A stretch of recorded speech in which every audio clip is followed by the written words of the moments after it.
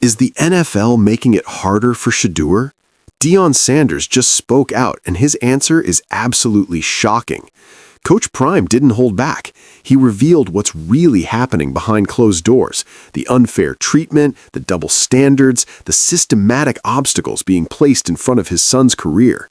While other young quarterbacks get support and opportunity, Shedeur's being tested in ways that have nothing to do with football. By the end of this video, you'll understand why Deion's not just defending his son anymore, he's calling out an entire league for the way they're handling this situation. This goes way deeper than draft position or playing time. This is about respect. Stick around because what Coach Prime revealed will change everything you thought about how the NFL treats young talent. Colorado, but before Shadi went to the Cowboys, your name was kind of in the mix. Is there anything that would get you to jump to the National Football League? Not whatsoever. What transpired with my son last year, ain't no way in the world. No, I don't have a... Thank you, Lord. When I stop like that... That's to keep you from saying you don't need to say. When I stop like that, that don't mean I'm lost for words. That means God said, That's too wrong. That means God said, you're head coach. Let me paint the picture for you, because this story didn't start last week. This didn't start with one bad game or one controversial decision.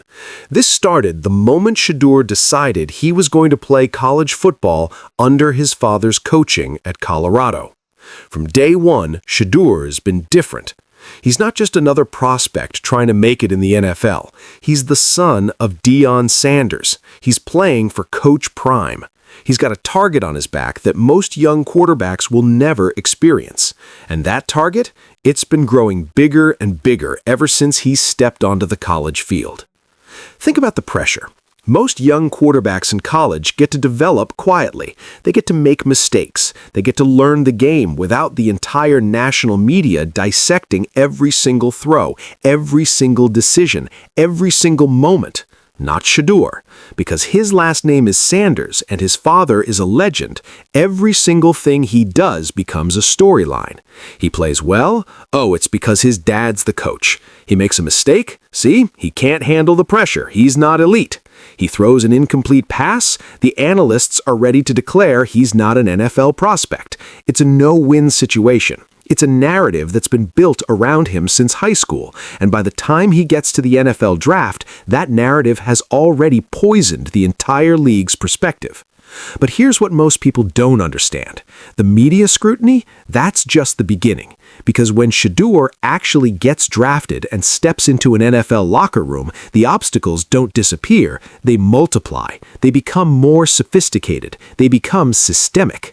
Unlike other young quarterbacks who get drafted and then given time to develop, Shedeur's walking into situations where there's already doubt, there's already skepticism, there's already a narrative that's been carefully constructed that he doesn't belong. And that narrative isn't coming from fans or social media, it's coming from inside the league itself. Think about how other young quarterbacks are treated. They get drafted, and the organization immediately gets behind them. Coaches are invested in their development. Front offices are committed to building around them. Media personalities give them the benefit of the doubt because they understand that young players need time to develop. But Shedeur, he's walking into a completely different environment. And that's not speculation. That's what Deion Sanders has been watching happen in real time. That's what Coach Prime has been observing from the sidelines. That's what a father sees when his son is being treated differently than his peers, not because of his play on the field, but because of who his father is and what narrative has been built around his name. I'm on the show last year this time. Didn't help. So you probably was one of the one that killed him. Did you sabotage my son? Because it didn't help. I tried my and nothing best. You did I tried my best to help. You just told me he was kind, he was wonderful. He shook everybody's hand. Yeah. I tweeted it. But you didn't tell that to nobody. Yes, I did. Kept it a I tweeted secret. it. It went viral. Nobody saw it. I spread the good word of how kind Shedeur Sanders was. But you let the whole world lie on him. I tried. Did you notice all that stuff just kind of just went away? So you agreed that it was slander? Absolutely. Yeah, it was horrendous. It was horrendous. It was character assassination. Yeah. I think that. So it's okay for me to feel some type of way about the NFL. You would understand. I without a doubt. There you go. There were things that were said about Shedeur. There was lies that were told. So when did Coach Prime finally decide to speak out? When did he realize that staying silent wasn't protecting his son anymore? It was actually allowing the unfair treatment to continue unchecked. It was during a recent interview where Deion was asked directly about Shedeur's NFL experience, and instead of giving the typical parent answer, the safe response that doesn't rock the boat, Deion decided to tell the truth. He decided to call out what's actually happening. Coach Prime looked directly into the camera and didn't mince words. He said, "My son is being held to a completely different standard than every other young quarterback in this league, and I'm not going to sit back and pretend that's normal, because it's not." That's when everything changed. That's when Deion stopped being just a proud father and became an advocate. Because what he was seeing wasn't just tough love or high expectations. It was systematic unfairness. Here's what Deion pointed out. Other young quarterbacks get drafted and they get time. They get support from their organization. They get coaching that's designed to develop them, not expose them. They get teammates who are invested in their success. But when Shedeur steps on the field, there's this invisible standard. There's this expectation that he should already be perfect, that he should already understand everything, that he shouldn't need the same development time that every other young quarterback in history has needed. Deion talked about the media treatment, how Shedeur makes one bad throw and suddenly it's a national story. Shedeur struggles in practice. How other young quarterbacks make the same mistake and it's barely mentioned. Young QB learning the system.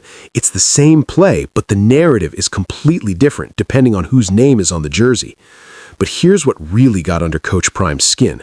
It's not just the media, it's the league itself. It's the coaching staffs, it's the front offices. It's people inside the building who should be invested in Shedeur's success, but who seem almost invested in proving that he doesn't belong. Deion talked about conversations he's had, about meetings that have happened, about the way Shedeur is being discussed behind closed doors versus how other young quarterbacks are discussed. And the difference is stark. It's not subtle. It's not something you have to read between the lines to understand. When a young quarterback struggles, the standard response from coaching staff is, we need to develop him. We need to give him better systems. We need to surround him with better players. But with Shedeur, the conversation is different. The conversation becomes, is he even capable? Can he handle the pressure? Does he have what it takes? It's the same player, the same situation, but the framework for understanding his struggles is completely different. And that's what Deion couldn't stay silent about anymore. Coach Prime said something that really stuck with people. He said, if Shedeur was any other kid, nobody would question his ability right now. But because of who his father is, because of the narrative that's been built, every single thing he does is viewed through this lens of doubt. And that's not fair to him as a player. That's not fair to him as a person. That's not fair to his development. And that's the thing that really matters, because we're not just talking about Shedeur's feelings or his ego, we're talking about his actual development as a professional football player. When you're constantly being questioned, when you're constantly being doubted, when there's this underlying message that people don't believe in you, that affects your confidence, that affects your performance, that affects your ability to grow and learn in this league. Now let's talk about what's really happening behind the scenes, because the media scrutiny is just the surface level. The real obstacles are much deeper. First, there's the coaching staff situation, and this is something Deion specifically mentioned. When a young quarterback gets drafted, the stability of the coaching staff matters enormously. You need consistency. You need someone who believes in you. You need a system that's designed to develop your specific skill set. But Shedeur's walked into situations where there's been instability, where coaches are changing, where there's uncertainty about who's actually in charge and what the long-term vision is. That creates a problem because young quarterbacks need a stable environment to develop. They need to know that the person coaching them believes in them for the long term, not just this season, not just until the next coordinator gets hired, long term. Deion talked about having conversations with coaching staff members who were honest with him behind closed doors, and what they said was revealing. They said things like, "We believe in Shedeur's talent, but we're not sure if the organization is really committed to developing him." And that's a huge red flag, because if the coaching staff doesn't believe the organization is committed to the quarterback, how can they invest their full effort into development?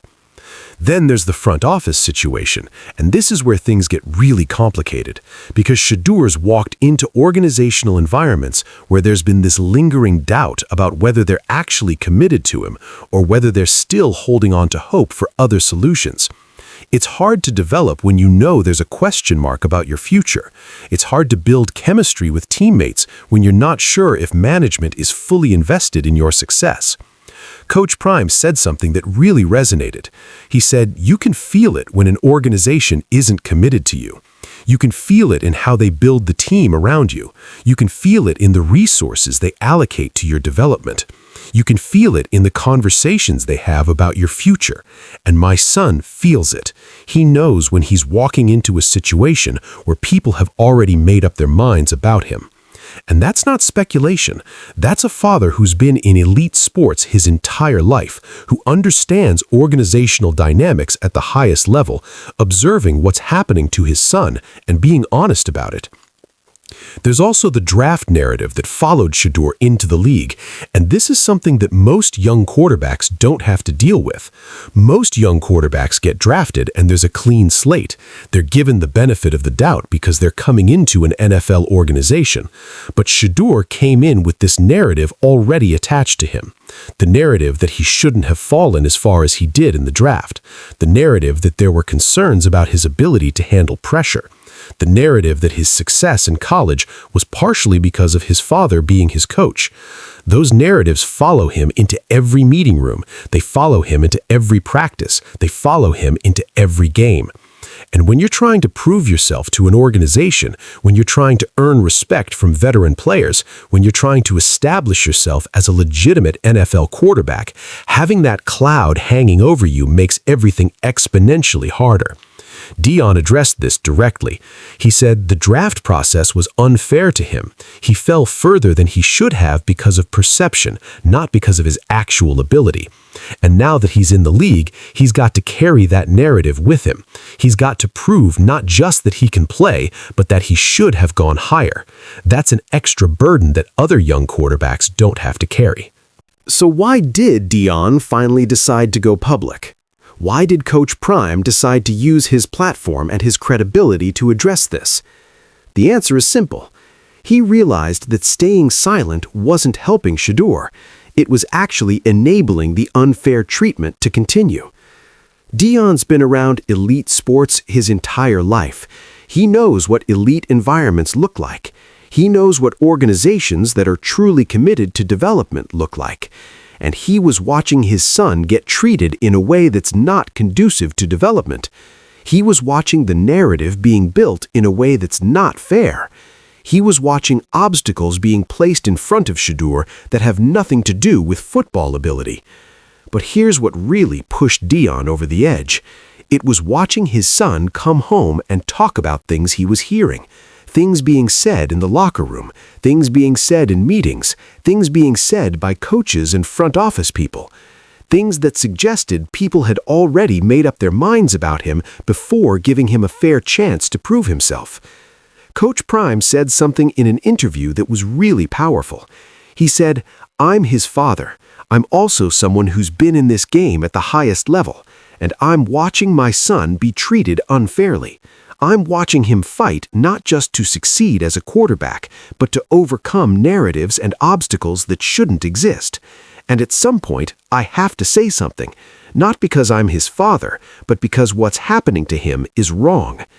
That's a powerful statement, because Deion's not just defending his son, he's standing up for the principle that young talent deserves a fair chance, that players shouldn't be prejudged based on their last name, that organizations should be committed to developing their young quarterbacks rather than setting them up to fail. But here's what's really interesting. The locker room has completely backed Deion's narrative because the players know the truth. The veterans know what's happening. The teammates who practice with Shedeur every day know his work ethic. They know his intelligence. They know his leadership. And they're confused by the disparity between how Shedeur's being treated by the organization and how he's being perceived by the media and the league. Players have told Deion directly. They've said things like, "Coach, your son is special. We see it every day." The organization needs to get behind him. That validation from peers, from people who are competing against him every day, that's what matters. That's what Deion's been hearing, and that's what validates his concern that the obstacles Shedeur's facing aren't about football ability. They're about something else entirely. Deion also pointed out something crucial.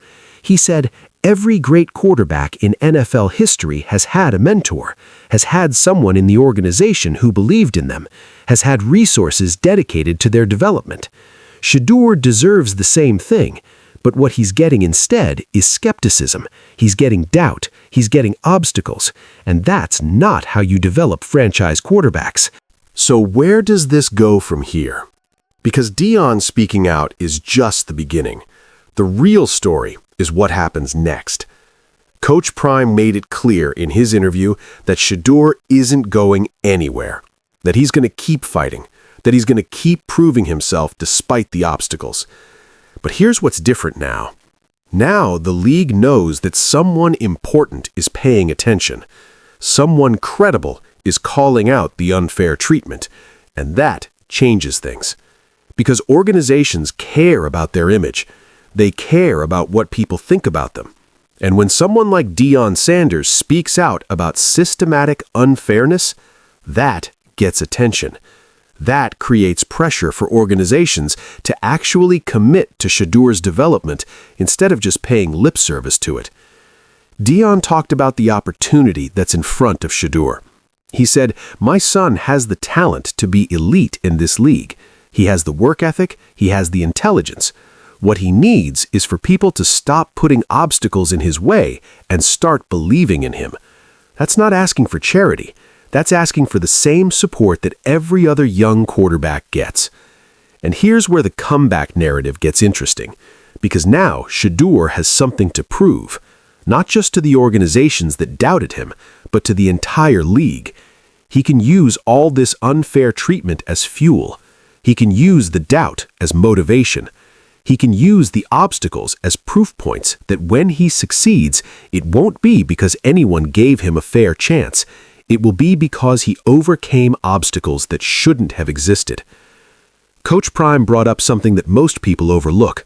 He talked about how this situation is actually going to make Shedeur stronger, how overcoming this adversity is going to build character, how succeeding despite the double standards is going to be more meaningful than if he just had everything handed to him. But here's the key thing. Shedeur can't do this alone. The organization has to meet him halfway. They have to actually commit to his development. They have to provide the coaching infrastructure. They have to provide the resources. They have to create an environment where he can succeed. And that's what Deion's really asking for. He's not asking for Shedeur to be given a starting job he hasn't earned. He's not asking for special treatment. He's asking for fair treatment.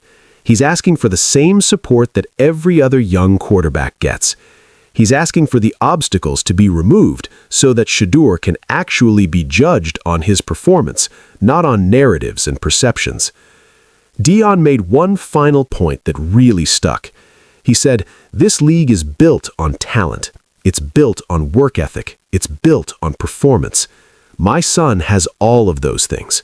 So when he succeeds, and he will succeed, everyone's going to have to accept that it's because he earned it, not because of his father, not because of anything else, because he's an elite quarterback." That's the narrative that's being written right now. That's the story that's unfolding. Shedeur Sanders, overcoming systematic unfairness, proving his doubters wrong, and establishing himself as a legitimate NFL franchise quarterback despite the obstacles placed in front of him. So here's what you need to understand about this entire situation. Deion Sanders didn't speak out lightly. This isn't about ego. This isn't about a father trying to defend his son for the sake of it. This is about a legendary athlete who understands elite environments, calling out systematic unfairness. And now the question is simple. Will the NFL listen? Will organizations finally commit to Shedeur's development the way they should? Or will they continue to place obstacles in his path? One thing's for certain, Shedeur Sanders is going to prove himself. Whether the league supports him or not, he's going to show that he belongs. And when he does, it's going to be that much more meaningful because he overcame the obstacles that shouldn't have existed in the first place. If you want to stay locked in on every development in Shedeur Sanders' journey, every statement from Deion, every game he plays, every moment he proves the doubters wrong, hit that subscribe button right now. Turn on your notifications because we're following this story from every angle. Drop a comment and let me know. Do you think the NFL is making it harder for Shedeur, or is Deion overreacting? Because this debate is far from over, and your voice matters. We're bringing you the inside perspective that connects all the dots. Subscribe now, because the comeback story that's being written right now is one you won't want to miss.